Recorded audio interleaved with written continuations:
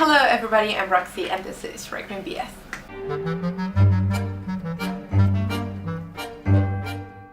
So today I bring you my Bath book haul. I actually went to Bath twice and it was the most lovely and charming little town I could ever think of.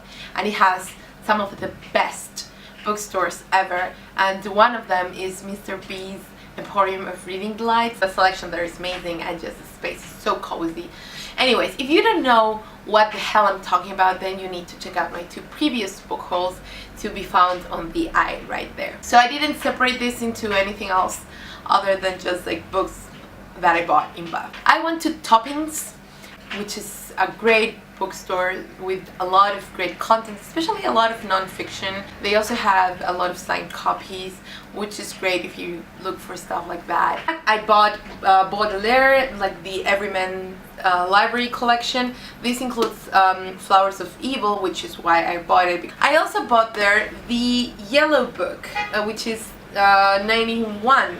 You might remember that I have like the box set with the first 80 and that I have consistently been buying here and there the other books from the collection, and this one is about short stories that scandalized because of their sexual content people of the Victorian era, I think, and it sounds amazing. I also bought Memoirs of a Polar Bear by Yoko Tawada. I love Japanese literature, I love polar bears. This is like a story of three people told as if they were polar bears. The first one is a writer, the second one is her daughter, and the third one is an actual polar bear. Making Sense by David Crystal.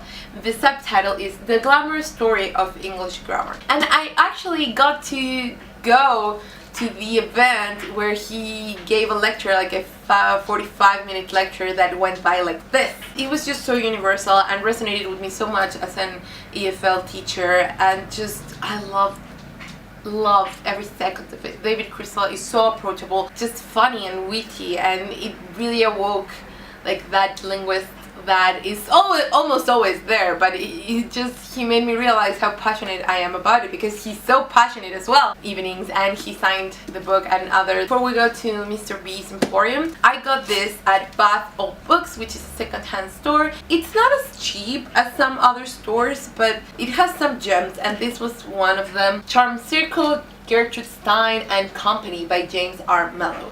This is basically a biography not only of Gertrude Stein, by her home medium. Gertrude Stein, if you don't know, was a very influential author and just like art figure in the literary 20s in Paris. So she was very close to and she was very close to a lot of authors that you might have heard of, like Hemingway and Fitzgerald, and painters like Picasso. She's a very interesting figure because she was really ahead of her time. She was really independent and outspoken. Okay, and the rest of the books I got all on Mr. B's Emporium of Reading Delights, so I'm going to leave the link to all of that down below so you get to know more about that wonderful, wonderful place. I was looking for the collected Dorothy Parker.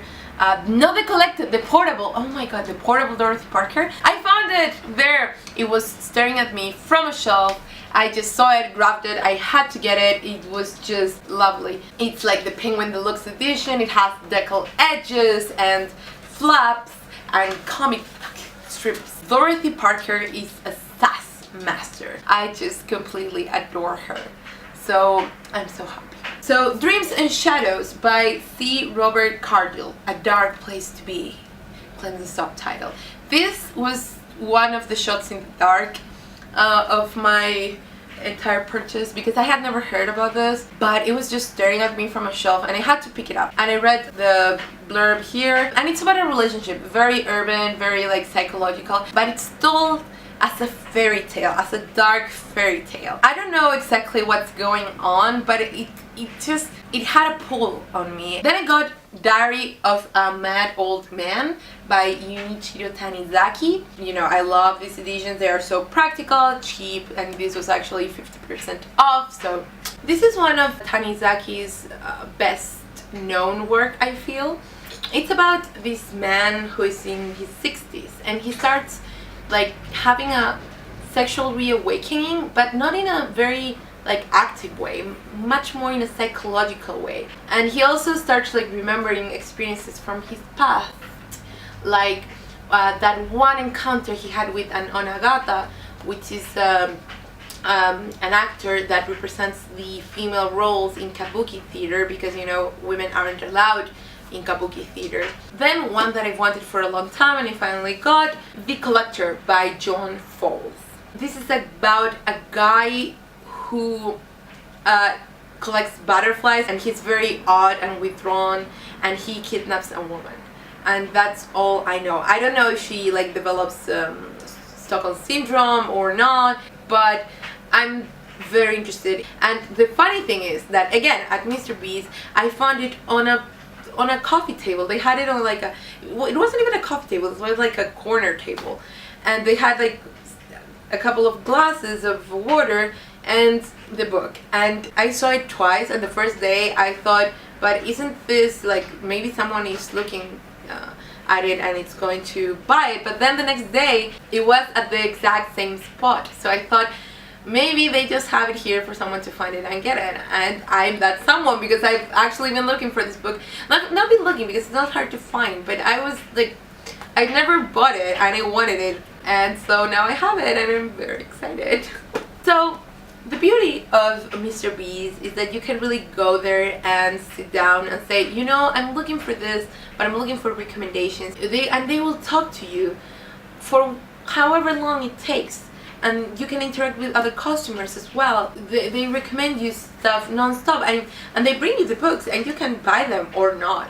It's your decision. They are completely cool about it, but they are so knowledgeable and so cultured. And so I said, I'm looking for travel fiction or non-fiction, but that's not as urban as I'm used to, because like I'm used to Hemingway's A Movable Feast, and then Bill Bryson, you know, has a lot of travel fiction, but it's all very urban, and I want something that's a bit more nature oriented, because I'm not like that and I want to get out of my comfort zone. They recommended a bunch of stuff, but they finally, like, I got a fiction book and a non-fiction book. Hunters in the Dark by Lawrence Osborne. I'm not that sure about what this is about, but I know it is about a teacher that sort of quits or goes away or goes to teach somewhere else. I don't know, but it's about a teacher that like gets tired of being like afraid, and he just goes to Cambodia. It's right up my alley, so I got it.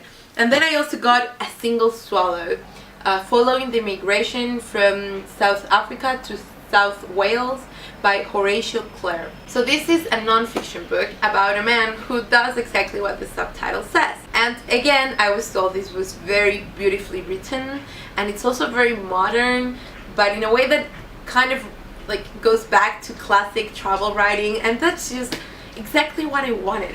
Then we started talking about translations and how one of the novels that I want to read the most by Yukio Mishima, which is my favorite Japanese author, is not translated neither into English nor to Spanish, so I cannot read it because I don't read Japanese. So we started talking about how I love like quietly disturbing books that centered around the psyche of a man or a woman, and in the end they recommend me The Break by Pietro Grozzi, which is an Italian author and translator. This is a short novel about a man who finds out his wife is pregnant, and it changes his whole world, but not necessarily in a good way. And then by Natsume Soseki, Botchan. I have not read I Am a Cat by Natsume Soseki.